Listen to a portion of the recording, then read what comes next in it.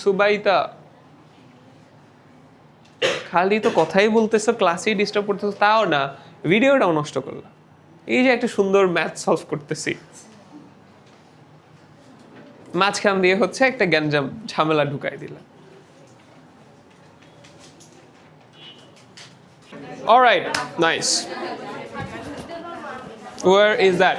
Alright ভাইয়ারা, সবাই sheet পেয়েছি? ও ইংলিশ শিটগুলো, খাইরুল ভাইয়া ওই যে ইংলিশ শিটগুলো দেখো ওখানে আছে।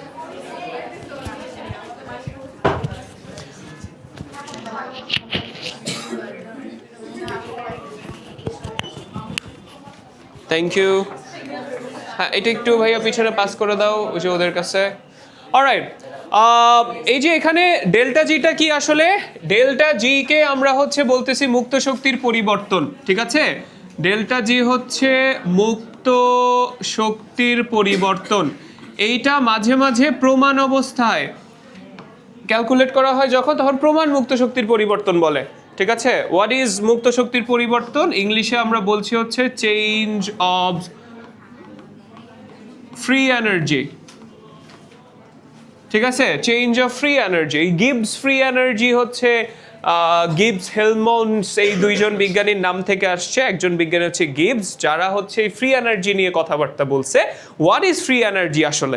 ফ্রি এনার্জির কনসেপ্টটা হচ্ছে এরকম, ধরো কোনো একটা সিস্টেমের মধ্যে আসলে যে পরিমাণ শক্তি থাকে পুরাটা ইউজেবল থাকে না।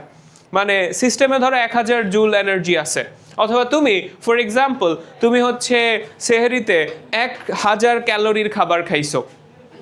অ্যাকচুয়ালি 1000 ক্যালোরি খাবার আমরা খাই না, তার থেকে কয়েক হাজার মানে কয়েক গুণ বেশি খাই, ঠিক আছে? ইটস লাইক মিনিমাম ধরো 2500-3000 ক্যালোরি খাই আমরা, আমাদের যেই ট্রেডিশনালি যেই পরিমাণ খাওয়া দাওয়া আমরা করি আর কি। ওকে, সো ধরো তুমি 1000 ক্যালোরি খাবার খেলা। এই 1000 ক্যালোরি খাবার তোমার বডির মধ্যে ঠিকই আছে, বাট 1000 ক্যালোরি পুরাটা কিন্তু আসলে ইউজেবল না। মানে তুমি ফর এক্সাম্পল এই যে কিছুক্ষণ পরে, এখন 12টা বাজে, অলমোস্ট 12:30, ঠিক আছে? কিছুক্ষণ পর ধরো 3টার দিকে ইউ উইল বি ডান, ঠিক আছে? ইউ উইল বি গন। তাহলে কথা হচ্ছে তখনও তোমার বডিতে দেখা যাবে যে 400-500 জুল বা ক্যালোরি কিন্তু তখনও বাকি থাকবে। বাট তুমি আসলে বাকি থাকলেও সেই যে 400 ক্যালোরি বা 300 ক্যালোরি, ধরে নিলাম যে 700 ক্যালোরি তাহলে ইউজ করে ফেলছো, বাট 300 ক্যালোরি আর ইউজও করতে পারতেছো না, তার আগেই ইউ আর ফিলিং ডেড। বুঝতে পারছেন? তাহলে 300 ক্যালোরি হচ্ছে আনইউজেবল এনার্জি, আর বাকি যেই 700 ক্যালোরি তাহলে তুমি ইউজ করলা, সেটা হচ্ছে ফ্রি এনার্জি। তাহলে ফ্রি এনার্জি হচ্ছে যেটা ইউজ হয়, যেটা বিক্রিয়াতে, যেটা সিস্টেমের মধ্যে কাজে লাগে, ঠিক আছে? যেটা পরিবর্তন হয়। আর কিছু এনার্জি থাকে যেগুলো আলটিমেটলি কোনো সিস্টেমের কোনো কাজই করে না, ঠিক আছে? সেইগুলো হচ্ছে আমরা ফ্রি এনার্জি থেকে মাইনাস করি, মানে টোটাল এনার্জি থেকে ওই যে আনইউজেবল এনার্জি মাইনাস করে দিলে যেটা পাবো সেটাকে আমরা কি বলতেছি? Free energy. এখন ফ্রি এনার্জির সাথে ইকুইলিব্রিয়ামের সম্পর্ক কেমন? ফ্রি এনার্জির সাথে ইকুইলিব্রিয়ামের সম্পর্ক হচ্ছে এইরকম, এই যে আমরা অলরেডি দেখে ফেলছি এখানে। সো ডেল্টা জি আমরা যদি দেখি যে ডেল্টা জি হচ্ছে লেস দেন 0, ঠিক আছে? ডেল্টা জি কিভাবে আছে? লেস দেন 0 এই কন্ডিশনে যদি থাকে, তার মানে হচ্ছে ডেল্টা জি ইজ নেগেটিভ, ঠিক আছে? নেগেটিভ।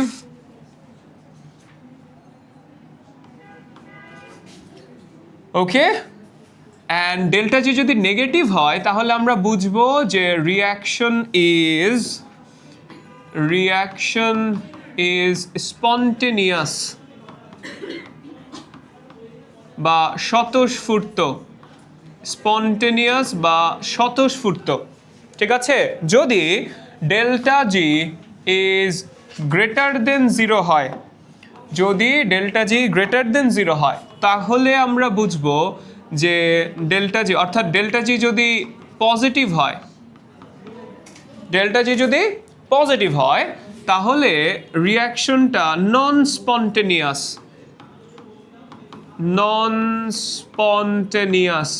অথবা অস্বতঃস্ফূর্ত। এন্ড অস্বতঃস্ফূর্ত মানে কি? মানে হচ্ছে বিক্রিয়া সামনে আগাইতেছে না, ঠিক আছে? আর যদি, যেটা নিয়ে আমরা বেশি আসলে ইন্টারেস্টেড, সেটা হচ্ছে যদি ডেল্টা জি দেখি 0, ঠিক আছে, ডেল্টা জি যদি জিরো আসে তার মানে আমাদেরকে বুঝতে হবে যে ডেল্টা জি জিরো মানে হচ্ছে বিক্রিয়া রিয়াকশন ইন ইকুইলিব্রিয়াম বা সাম্যাবস্থায় আছে। তাহলে ভাইয়ারা এই যে ডেল্টা জি এর সাথে লনকে রিলেশনশিপ বোঝা গেছে, ডেল্টা জি এর সাথে কে রিলেশনশিপ বোঝা গেছে, এবং কে তাহলে কেমন সেটার উপর বেস করে, কে কত সেটার উপরে বেস করেই আসলে দেখো ডেল্টা জি এর উপর ডিপেন্ড করতেছে বিক্রিয়া কি সামনে যাচ্ছে নাকি বিক্রিয়া পেছনের দিকে আসতেছে নাকি বিক্রিয়া হচ্ছে আসলে ইকুইলিব্রিয়ামে আছে। অ্যান্ড ডেল্টা জি আবার ডিপেন্ড করে কার উপরে বলো, কে এর উপরে। তাহলে কে বা ইকুইলিব্রিয়াম কনস্ট্যান্ট এই নাম্বারটা দেখে আমরা আসলে বুঝবো যে আসলে কীরকম ভাবে কোন দিকে পরিবর্তন হচ্ছে বিক্রিয়াটা। আচ্ছা, সো ইংলিশটাই খুললাম, বাংলা ভার্সনের বই তো সবার কাছে আছেই। আমরা ফার্স্টে হচ্ছে প্রথম দুইটা প্রবলেম, বাংলাটার শীটও তো সবার কাছে আছে। এই যে আমরা একটু প্রথম দুইটা যে প্রবলেম আছে এগুলো হচ্ছে ডেল্টা জি এর সাথে রেট কনস্ট্যান্টের যে রিলেশনশিপ আছে সেইটা, ঠিক আছে, ওইটা রিলেটেড। তাহলে চলো আমরা হচ্ছে একটু সেটা সলভ করে আসি, দেখি প্রবলেমগুলো কীরকম, কী টাইপের কোয়েশ্চেন আসলে থাকে।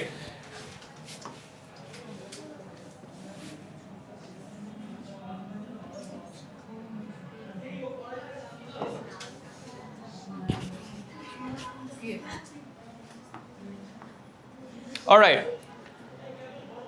First question কি লেখা আছে? At a temperature of 30 degrees Celsius, the equilibrium constant for dissociation is. So again, চলো at a temperature of 30 degrees Celsius, আচ্ছা টেম্পারেচার দেওয়া আছে, আগে লিখে ফেলি, যা যা ইনফরমেশন পাবো সব হচ্ছে আগে লিখে নিলাম। 273 প্লাস 30, এটা হবে কেলভিনে, সো কেলভিনে হচ্ছে 303 kelvin. Okay, equilibrium constant for dissociation is this, equilibrium constant বা হার ধ্রুবক যেটা সেটা দেওয়া আছে। তাহলে কে দেওয়া আছে? 1.75 ইনটু 10 টু দি পাওয়ার -5 বলা হয়েছে যে calculate the change in Gibbs free energy, delta জি এর ভ্যালু কত সেটা বের করতে হবে। এখন ডেল্টা জি এর ফর্মুলা কি আমরা জানি? We know delta G is equals two -RT ln K। তাহলে মাইনাস আর এর ভ্যালু কত বসাবো? আর এর ভ্যালু বসাবো হচ্ছে 8.314, টেম্পারেচার কত বসাবো? 303, আর ln K 1.75 into 10 to the power -5। তাহলে দেখো তো ডেল্টা জি কত আসে, ডেল্টা জি এর ভ্যালু কত আসে? ক্যালকুলেটরস বের করেন প্লিজ, অলসের দল যারা আছেন, যারা এখনো ক্যালকুলেটর ব্যাগের মধ্যে রেখে দিয়েছেন, একটু বের করেন। কিলো জুলেই আসছে, মানে পরে প্রেস করছো ইএনজি। ওকে, সো 27.5979 কিলো জুল পার মোল। ইউনিটটা এখানে ভুল দেওয়া আছে ভাইয়া, এখানে কিলো জুল পার মোল এই কথাটা লেখা নাই, সো পার মোল হবে। মজা না বলো তো? ছোট প্রবলেম, ছোট সিম্পল ইজি কুল প্রবলেম, ঠিক আছে, সব দেওয়া আছে, একটা বের করতে হবে। পরেরটাতে চলে যাই, পরে কি বলছে? If the change in Gibbs free energy from the equilibrium dissociation at 30 degrees Celsius is this, এই যে দেখো ডেল্টা জি এর ভ্যালু দেওয়া আছে আমার কাছে, বলছে ক্যালকুলেট দ্য ইকুইলিব্রিয়াম কনস্ট্যান্ট, কে এর ভ্যালু কত সেটা বের করতে বলছে। সো 2 নম্বরে সলিউশন করা স্টার্ট করে দেই, চলো। 2 নম্বরে আমাকে again delta G is equals two -RT ln K। আচ্ছা, এখান থেকে বের করতে হবে কে এর ভ্যালু। সো কে এর ভ্যালু যদি বের করতে চাই, ln K রাখলাম, এখানে minus delta G by RT লিখতে পারি, এন্ড ln K যদি তুলে দেই তাহলে e টু দি পাওয়ার আসে। So K is equals to e to the power minus delta G by RT, ঠিক আছে, minus delta G by RT। So এবার মান মানে কাজ হবে জাস্ট মানগুলো বসানো। আর এর ভ্যালু হচ্ছে 8.314, টেম্পারেচার কত ডিগ্রি সেলসিয়াস বলছে? 30, মানে 303 কেলভিন, 303। আর ডেল্টা জি এর যে ভ্যালু দেওয়া আছে একটু চিন্তা করতে হবে, এটা কিলো জুলে দেওয়া 39.05, so it's 39.05 into 10 to the power 3, into 10 to the power 3। একটু ক্যালকুলেট করে দেখো যে অ্যানসার মিলছে কিনা। 1.85, ওয়াও, 1.85 ইনটু 10 টু দি পাওয়ার -7, চমৎকার।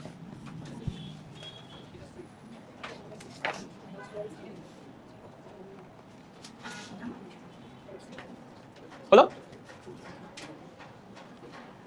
সবার কি হইছে? ভেরি গুড, চলো সামনে যাই। সো আমরা একটু 4 নম্বর যে প্রবলেমটা আছে সেটা সলভ করতে চাই এখন। সো আমাদের ডেল্টা জি আর কে এর যে রিলেশনশিপ ছিল শেষ, আমরা এবার আবার একটু কেপিকেসি তে চলে যেতে চাই। কেপিকেসি আমরা হচ্ছে আসলে স্পেসিফিক্যালি যদি বলতে চাই, টু বি এক্সাক্ট, আমরা 4টা থেকে 5টা আলাদা আলাদা রিঅ্যাকশনের জন্য কেপি আর কেসি ক্যালকুলেশন করব, ঠিক আছে। দুনিয়ার সব রিঅ্যাকশনের কেপিকেসি আমরা ক্যালকুলেট করব না, আমরা PCl5 এর ডিসোসিয়েশন, হাইড্রোজেন আয়োডাইডের ডিসোসিয়েশন, নাইট্রোজেন ডাইঅক্সাইডের রিঅ্যাকশন উইথ অক্সিজেন অথবা N2O4 এর ডিসোসিয়েশন, আর সবার শেষে অ্যামোনিয়ার প্রোডাকশন। এই চারটা রিঅ্যাকশনেরই আসলে কেপিকেসি একদম বিস্তৃতভাবে আলোচনা করব, বা এই 4টা টাইপেরই আসলে কোয়েশ্চেন আসে। প্রত্যেকটার কেপিকেসির কোয়েশ্চেনের প্যাটার্ন বা স্টাইল একটু ডিফারেন্ট, ঠিক আছে, স্টাইল একটু ডিফারেন্ট। যেমন আমরা আজকে ফার্স্টে যে প্রবলেমটা সলভ করবো, ফার্স্টে না আজকে আমরা হচ্ছে জাস্ট ওই যে PCl5 এর যে ডিসোসিয়েশন রিলেটেড প্রবলেমসগুলো আছে সেগুলোই দেখবো। নেক্সট ক্লাসে আমরা নাইট্রোজেন টেট্রাঅক্সাইড, যেটা ডাইনাইট্রোজেন টেট্রাঅক্সাইড N2O4, ওইটা ডিসোসিয়েশন দেখবো।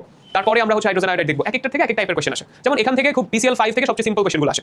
অর্থাৎ কোয়েশ্চেনটা পড়ে দেখো কি বলছে যে 250 ডিগ্রি সেলসিয়াস আর 1 atm প্রেসারে 80% অফ PCl5 ডিসোসিয়েটস, তারপরে 80% PCl5 হচ্ছে বিয়োজিত হয়েছে। আর বলছে যে কেসি আর কেপি এর ভ্যালু কত বের করতে। এই কেপি মানে PCl5 এর জন্য কোয়েশ্চেনটা এমন, শুরুতে দেখো কি পরিমাণে আছে বলে না, বলছে শুরুতে যাই থাকুক না কেন তার 80% হচ্ছে ডিসোসিয়েট হয়েছে, ঠিক আছে। এইটা হাইড্রোজেন আয়োডাইডের ক্ষেত্রে গিয়ে দেখবো যে ওখানে মোল নাম্বার বলে দিচ্ছে, হাইড্রোজেন এত মোল ছিল, এত মোল বিয়োজিত হয়েছে, এই টাইপের কোয়েশ্চেন্স। আজকে লেট কেন? কি বললো? বসে গল্প করতেছিলা? That's not class. আচ্ছা চলো, আপাতত পিসিএল 5 এ ফোকাস করার, পিসিএল 5 এ ফোকাস করি। কি ইনফরমেশন দেওয়া আছে? ইনফরমেশন দেওয়া আছে 250 ডিগ্রি সেলসিয়াস তাপমাত্রা, টেম্পারেচার দেওয়া আছে, একটু লিখে রাখি। আমাদের কাছে টেম্পারেচার দেওয়া আছে 250 ডিগ্রি সেলসিয়াস। সো 250 প্লাস 273, তাহলে কত হয় বলো তো? 523 কেলভিন। আর বলা আছে প্রেশার কত? 1 atm প্রেশার, তাহলে পি দেওয়া আছে আমরা ধরে নিব 1 atm। 80% অফ PCl5 ডিসোসিয়েটস আলফা, তাহলে ডিসোসিয়েশন রেট বা বিয়োজন মাত্রা দেওয়া আছে, এবং বিয়োজন মাত্রা কত? 80%, দ্যাট ইজ 0.8। এন্ড তারপরে পরে আমরা আলোচনা করতেছি। সো আমাকে কেসি কেপি বের করতে বলছে। আচ্ছা তোমরা একটু তাকায় বলো তো, যদি মানে এটা এমনি তোমাদের জানার কথা না, বাট তারপরেও দেখি কমন সেন্স কি বলতেছে। কোনটা ক্যালকুলেট করতে পারবো আগে, কেপি না কেসি? এখান থেকে কেপি না কেসি?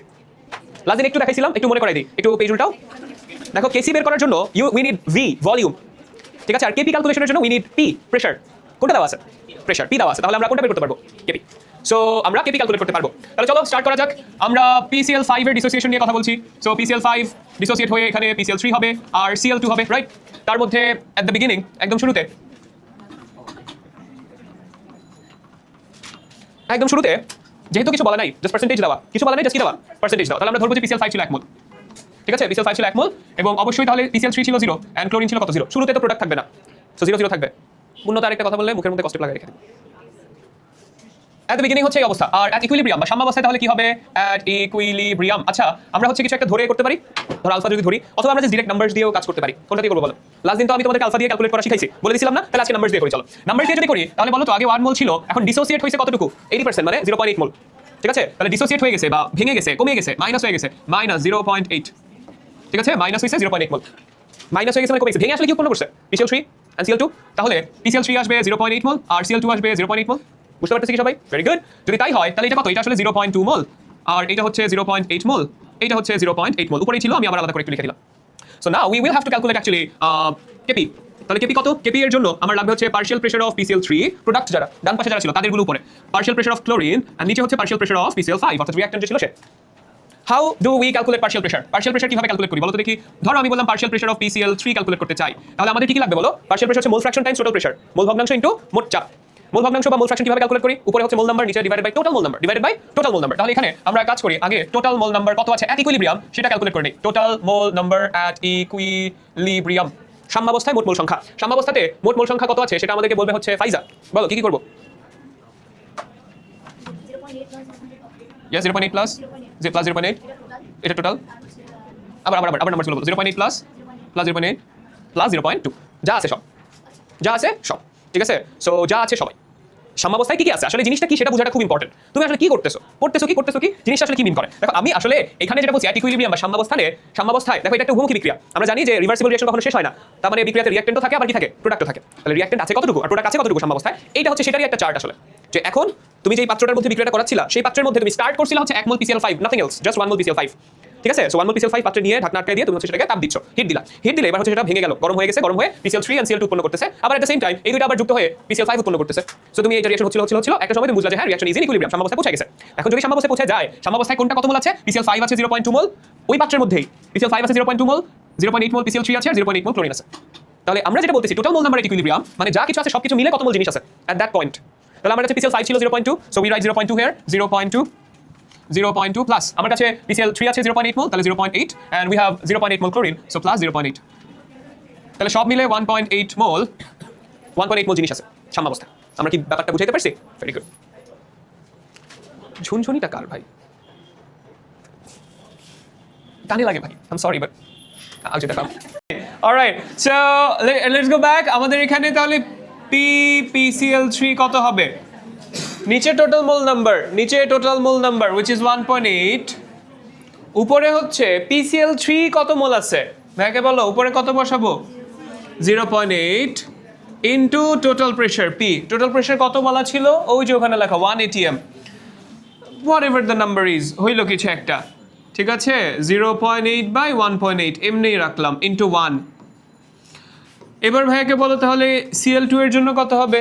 সেম জিনিস, Cl2 যেহেতু 0.8 মোল আছে, তাহলে এটাও 0.8 ওভার 1.8 ইনটু 1।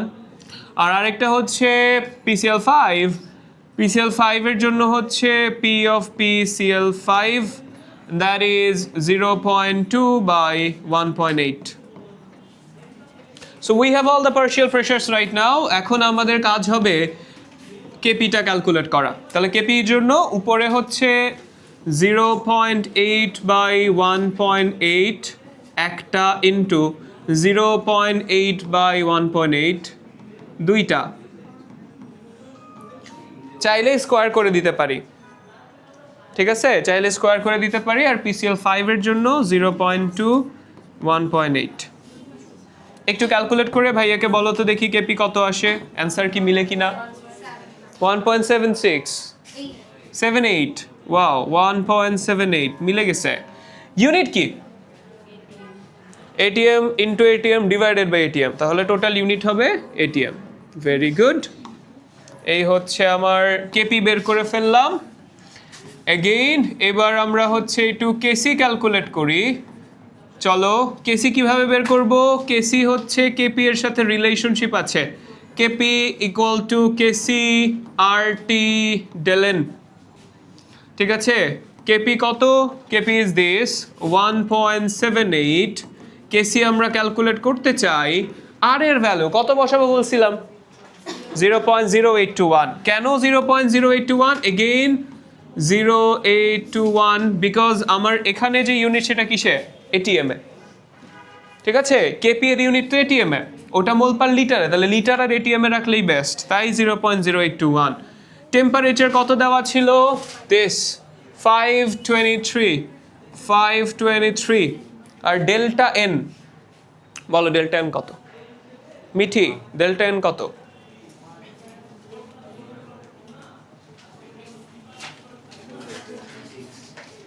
মাথা নেড়ে শেষ কেন?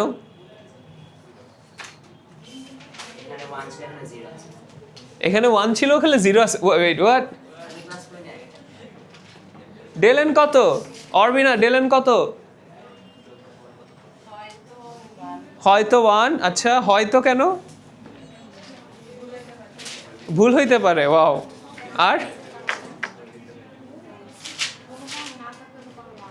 কি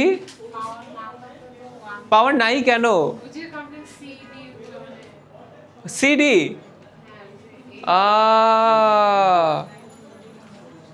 সিডি মনে আছে, এই একটা সমস্যা ভাই। থিওরি বুঝাইলে খালি থিওরিই বুঝে, ঠিক আছে, প্র্যাকটিস করাইলে খালি প্র্যাকটিসই পারে, থিওরি পারে না। What was del n? হ্যাঁ ঠিক আছে, দ্যাটস ভেরি মানে ভেরি ভেরি ভেরি গুড যে ওইটা মনে আছে যে ডেলেন মানে হচ্ছে C plus D minus A plus B. What's in here? এটা একটা কত, কেমনে অ্যাপ্লাই করব? ডিফারেন্স ইন মোল নাম্বার কত? 0 1 কেন? এক্স্যাক্টলি, এই যে ভাইয়ারা দেখেন, দেখো ভাইয়া এখানে আমার কাছে পিসিএল 5 আছে কয় মোল? 1, তাহলে রিঅ্যাক্টেন্ট আছে 1 মোল, রিঅ্যাক্টেন্ট 1 মোল। আর প্রোডাক্ট আছে কয় মোল টোটাল? 1 মোল প্লাস 1 মোল, এই যে 1 প্লাস 1, তাহলে প্রোডাক্ট আছে কয় মোল? 2 মোল।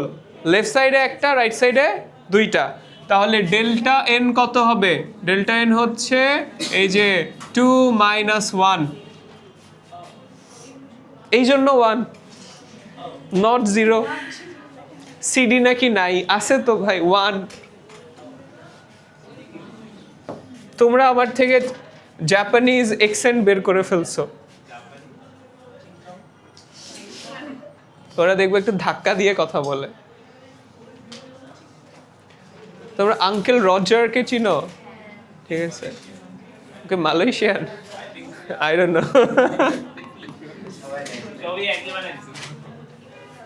তাহলে ডেল্টা এন হচ্ছে 1, ডেল্টা এন 1। তাহলে কেসি কত বলো? কেসি 0? ও 0.0 মিলে নাই, ক্যালকুলেট করো না কত আসছে, কত আসে? ইএনজিতে নাও 41 point something into 10 to the -3 বা 4.1 into 10 to the power -2 এত মোল পার লিটার।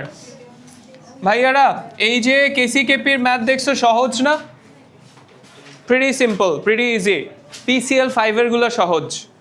অ্যান্ড তোমাদের যে ইয়ারলি পরীক্ষা হবে সামনে, ওইটাতে এই যে লিখে রাখো, ইয়ারলি পরীক্ষাতে এই যে এই শীটের কোনো না কোনো একটা ম্যাথ তুমি পাবা সিকিউতে, বুঝতে পারছেন? একদম কনফার্মড। বাকিগুলো কেন শিখবো? Because yearly is not the only exam. বলেন। ও শীটটা পাও নাই ভাইয়া, এটা একটু পিছনে পাস করতে থাকো। ওকে, চলো আমরা হচ্ছে পরের প্রবলেমে যাই। আর একটা প্রবলেম আমরা সলভ করতে চাই, কোনটা করবো বলো তো? Determine the equilibrium concentrations. 6 number, 6 করি, 6 করি তাড়াতাড়ি করে।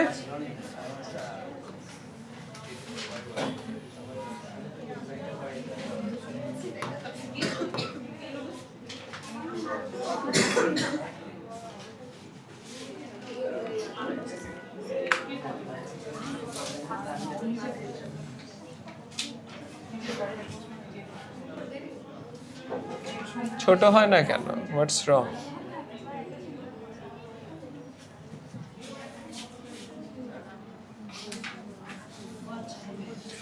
আচ্ছা, কি লেখা আছে দেখো, ইন এ ক্লোজড কন্টেইনার। হোয়াটস, এটার কি হয়েছে আবার? এটারে রোজায় ধরছে নাকি? সোজা হয়েছে? ওয়াও। আচ্ছা, অলরাইট। সো কোয়েশ্চেনটা দেখো, in a closed 5 litre container. তৌফিকের হাতের জিনিসটা নিয়ে নিব একদম। 5 লিটার কন্টেইনারের মধ্যে 2 মোল PCl5 was heated and dissociated. If 40% of PCl5 dissociates, এই যে আলফা দেওয়া আছে, determine the equilibrium concentration. সাম্যাবস্থার মধ্যে কার ঘনমাত্রা কত সেগুলো আমাকে ক্যালকুলেট করতে হবে। চমৎকার একটা কোয়েশ্চেন। কেন চমৎকার question? Because of this. Starting molarity এখন আর 1 না, কত? 2, and this changes everything. ঝামেলা আছে এখানে একটু, চলো দেখা যাক। তাহলে এখানে আসলে আমরা কি কি লিখব? আমরা লিখব হচ্ছে এরকম করে, দেখো আমাদের কাছে অ্যাকচুয়ালি ছিল PCl5, একটু বড় করে লিখি, অ্যান্ড দেন এই PCl5 ভেঙে যায়, ভেঙে গিয়ে PCl3 উৎপন্ন করছে আর Cl2 প্রডিউস করে, তাই তো? এইবার আমরা যদি অ্যাট দ্য বিগিনিং চিন্তা করি, অ্যাট দ্য বিগিনিং, একদম শুরুতে আমার কাছে PCl5 ছিল 2 মোল। কয় মোল? 2 মোল। আর এইটা তাহলে 0, এটা 0। অ্যান্ড আমরা যদি অ্যাট ইকুইলিব্রিয়াম কনসিডার করি, অ্যাট ইকুইলিব্রিয়াম সাম্যাবস্থায় কি হবে? 2 মোলের 40% ডিসোসিয়েট হয়। 2 মোল এর 40%। তাহলে ডিসোসিয়েট হচ্ছে আসলে কতটুকু সেটা একটু চিন্তা করে ভাইয়াকে বলো তো। এখানে আমি যদি তোমাকে যে সিম্পল একটা কোয়েশ্চেন করি, যে ধরো আমি বললাম তোমার কাছে 200 টাকা আছে, অ্যান্ড 200 টাকার 40% চাঁদা দেওয়া লাগবে, কত টাকা চাঁদা দিতে হবে? 80 টাকা। 200 ইন্টু এত, চাঁদা দেওয়ার পর তোমার কাছে কত টাকা বাকি থাকবে? 120 টাকা। তাহলে তুমি অ্যাকচুয়ালি কি করছো? 200 মাইনাস 40% অফ 200, এই কাজ করছো না? এই যে এই টোটালটা হচ্ছে 80, অ্যান্ড দেন 200 থেকে মাইনাস করে দিছো। তাহলে ইকুইলিব্রিয়ামে 40% মাইনাস হয়ে যাওয়ার পর বাকি থাকবে কতটুকু? কিভাবে করবো তাহলে? তাহলে আমাদেরকে এটা লিখতে হবে না, দেখো শুরুতে ছিল 2 মোল, মাইনাস হবে 40% of what? 2 mole. 40% of 2 mole, 40% of 2 mol, and that means কত? এটা 0.42, কত হবে? 1.2 হয়। আচ্ছা, থ্যাংক ইউ। 1.2 mol, 1.2 mol। এই জিনিসটাকে আমরা না অন্যভাবে লিখতে পারি। কিভাবে লিখতে পারি জানো? এই যে এমনি করে ধরো লিখলাম যে বিগিনিং কনসেন্ট্রেশন ছিল, ধরে নাও, ঠিক আছে, বিগিনিং কনসেন্ট্রেশন ছিল C, আর এটা ছিল কত? 0, 0। তাহলে এখানে আমরা কি লিখছি বলো তো? C minus C alpha, C minus C alpha, এটাই লিখছি না বলো তো? আর এই পুরা জিনিসটা কত হইছে 0.8। তাহলে PCl3 উৎপন্ন হবে কত মোল? যতটুকু ভাঙছে, যত মোল ভাঙছে তত মোল। ঠিক আছে, 2 মোলের 40% ভাঙছে, 2 মোলের 40%, 2 এর 40%। তাহলে এটা কত আসলে 0.8 মোল না? তাহলে 0.8 মোল PCl5 ভাঙছে, মাইনাস হয়েছে। তাহলে 0.8 মোল ভাঙলে 0.8 মোল PCl3 and 0.8 মোল Cl2 উৎপন্ন হবে। সবাই কি বুঝতেছি? Very good. তাহলে এইখানে আসলে আমার লেখা উচিত হচ্ছে this numbers will be 0.8 mole and 0.8 mole. And that means আসলে এই 0.8টা কোথা থেকে আসছে? যে দিস which is একটা হচ্ছে C আর একটা হচ্ছে কি আলফা, C আলফা। তাহলে এগুলো আসলে C alpha into C alpha. মানে যদি থিওরিটিক্যালি বলতে চাই তখন the numbers would look like this.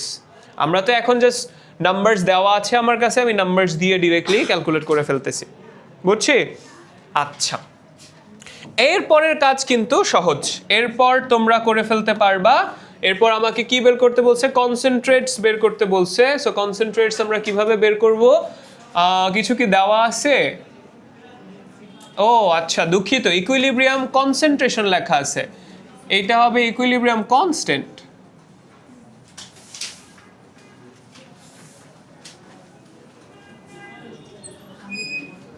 আসসালামু আলাইকুম ভাই, আর 1 মিনিট।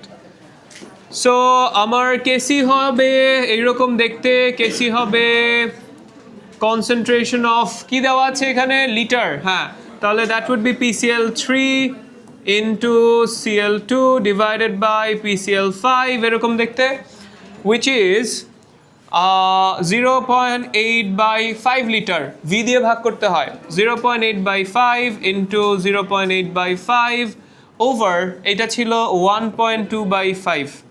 দেখো কত আসে। তৌফিক,